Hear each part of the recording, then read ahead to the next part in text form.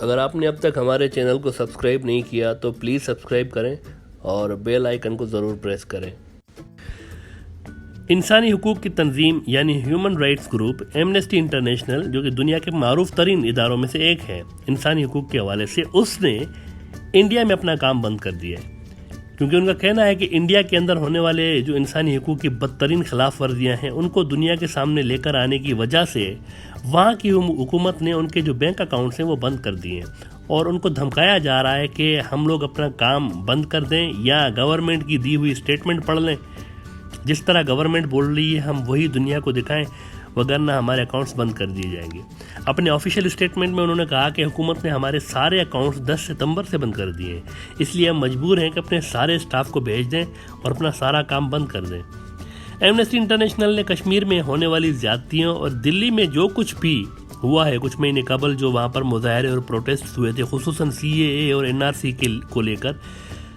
تو وہاں پر جس طرح حکومتی لیول پر ناجائزی کی گئی لوگوں کے ساتھ، اس پر ایمنسٹی انٹرنیشنل نے بھرپور آواز اٹھایا تھا اور دنیا کے سامنے یہ سب کچھ دکھایا تھا انہوں نے۔ ابھی کچھ روز قبل بھی اس تنظیم نے دلی کی پولیس کے لیے کہا تھا کہ انہوں نے انسانی حقوق کی سنگین خلاف ورزیوں میں وہ لوگ ملوث ہیں۔ ایمنسٹی انٹرنیشنل کا کہنا تھا کہ پولیس لوگوں کو گرفتار کر کے پہلے تو بدترین تشدد کا نشانہ بنا رہی ہے، CAA اور NRC پر پرامن احتجاج کرنے والے لوگوں کو، اور اس کے بعد ان کو ڈسمنٹل کیا جا رہا ہے زبردستی۔ ان کا کہنا تھا کہ کم سے کم 50 آئی وٹنس سے ہم نے بات کی، جنہوں نے اس بات کا انکشاف کیا ہے کہ حکومت کس لیول پر جا کر بدترین تشدد کر رہی ہے جیلوں کے اندر اپنے خلاف ہونے والے مظاہروں کو کنٹرول کرنے کے لیے۔ اسی سلسلے میں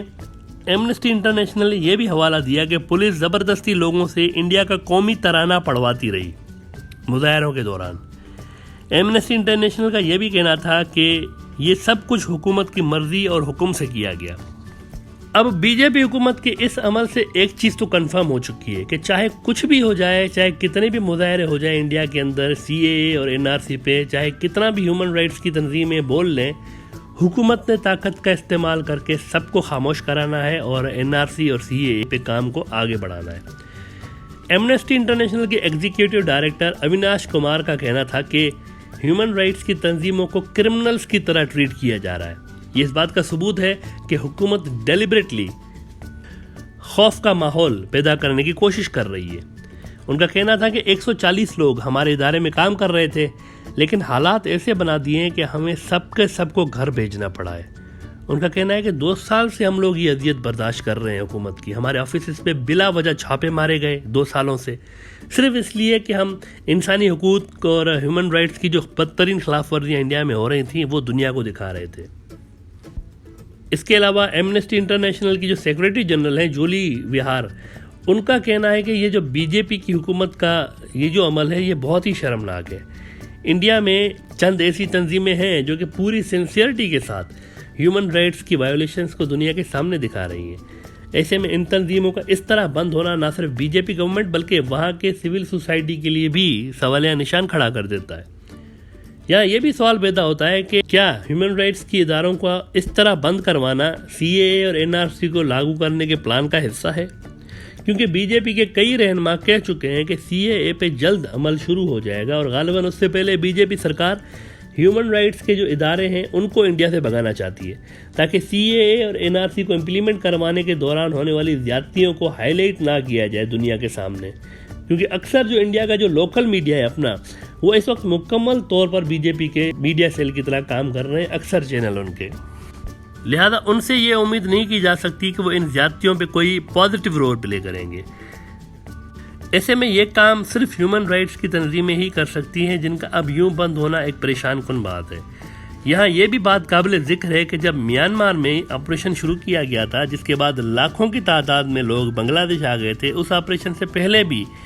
میانمار نے بھی ٹھیک ایسے ہی حرکتیں شروع کی ہوئی تھیں ہیومن رائٹس کی جو ادارے تھے ان کے خلاف، جس وجہ سے ان کو اور عالمی پریس کو شدید مشکلات کا سامنا کرنا پڑا تھا حقائق دنیا تک لانے کے لیے۔ اب انڈیا میں سیم اسی طرح کی چیزیں، سیم اسی طرح کا ایکشن ریپیٹ ہو رہا ہے۔ آخر میں ہم آپ کو BJP جو کہ رولنگ پارٹی ہے ان کے چند سیاستدانوں کے بیانات آپ کو سنواتے ہیں، تاکہ آپ کو آئیڈیا ہو کہ وہاں پر کس قسم کی ہیومن رائٹ وائلیشن کا خدشہ موجود ہے۔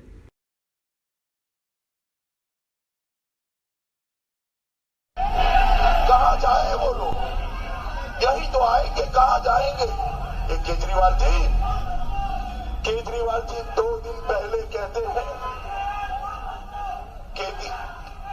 केजरीवाल जी 2 दिन पहले कहते हैं, अरे अरे अरे अरे भाई, छोड़ दो इसको, छोड़ दो, अरे यार ले लो इसको, सिक्योरिटी वाले ले जाओ इसको। केजरीवाल जी 2 दिन पहले कहते हैं, सिक्योरिटी वाले उसको ले जाओ जरा, सिक्योरिटी वाले ले जाओ जरा इसको, अंदर जाइए जल्दी। मित्रों कुछ नहीं हुआ इस और देखिए, केजरीवाल जी 2 दिन पहले कहते हैं, अरे ले जाओ सिक्योरिटी वाले, जल्दी पहुंचे वहां, वो लड़के को जरा सलामत ले जाइए आप बाहर, जल्दी बाहर ले जाओ उसको। चलो सभी इस और देखो भैया, बोलो भारत माता की, भारत माता की, भारत माता की। मित्रों केजरीवाल जी, अरे अरे अरे अरे भाई, छोड़ दो इसको,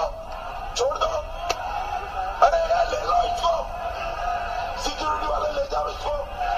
केजरीवाल जी 2 दिन पहले कहते हैं,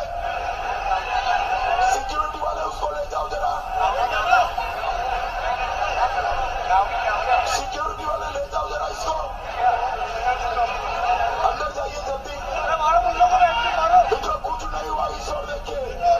केजरीवाल जी 2 दिन पहले कहते हैं, अरे ले जाओ सिक्योरिटी वाले, जल्दी पहुंचे वहां, वो लड़के को जरा सलामत ले जाइए आप बाहर, जल्दी बाहर ले जाओ उसको। चलो सभी इस और देखो भैया, अरे अरे अरे अरे भाई, छोड़ दो इसको, छोड़ दो, अरे यार ले लो इसको, सिक्योरिटी वाले ले जाओ इसको। केजरीवाल जी 2 दिन पहले कहते हैं, सिक्योरिटी वाले उसको ले जाओ। साथियों, सिलमपुर हो, जामिया हो या फिर शाहीन बाग, बीते कई दिनों से सिटीजनशिप अमेंडमेंट बिल को लेकर प्रदर्शन हुए। ये एक प्रयोग है, इसके पीछे